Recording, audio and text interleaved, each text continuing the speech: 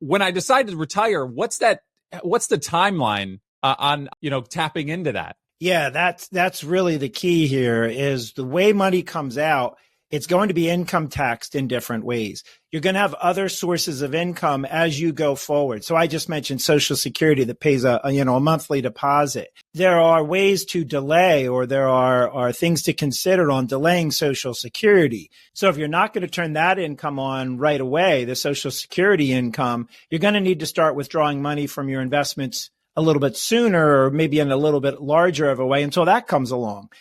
You might have investments that are more income taxable, like your IRAs, but in the early stages before you've turned on all these other things, maybe actually you're in a more manageable tax bracket. So you want to think about all of those components as to how these assets are going to start to come out. So it's like everything. This is really, I think, why you work with a professional, because these questions, the answer to all of them is it depends. What are your other sources of income? Will you still work, get a little bit of pay? That might determine whether or not you turn on Social Security right away or not, in which case you got to get it from your investments.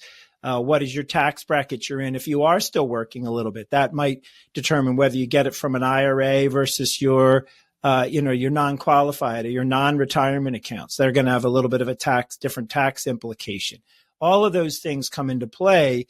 And then, of course, we're talking about longevity. How long is it going to last? You don't want to do too much too soon and regret you did that later on in life, but you don't want to over-sacrifice today and take out too little and then wish you had done some things when you could have. Yeah, I think there's a lot of factors that are coming into play at that moment, and ideally leading up to it, you've kind of prepared yourself to it. So it's not just like you submit for retirement and then you're like, what next? Yeah, what are we doing here? Well, it's funny you're saying, I'll pretend or assume I'm at retirement age.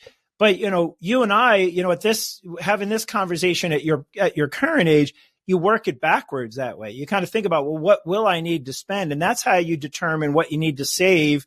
And you want to be thinking about that. At what point would I turn on certain income streams? So it's good to understand this, I think, at any age. We're really talking about that question. People say, well, how do I get it back out? And a 40-year-old, a 35-year-old might not be thinking that way.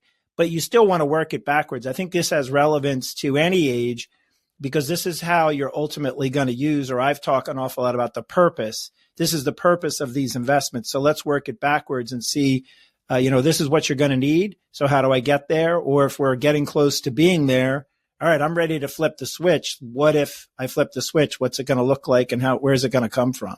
So if our conversation today resonates and you have any concerns about life after the paycheck ends, whether it's tomorrow, you've already started, or even 20 years from today, check us out at goodfinancial.com and go to Contact Us. And we're happy to start a conversation to help you with life after the paycheck ends.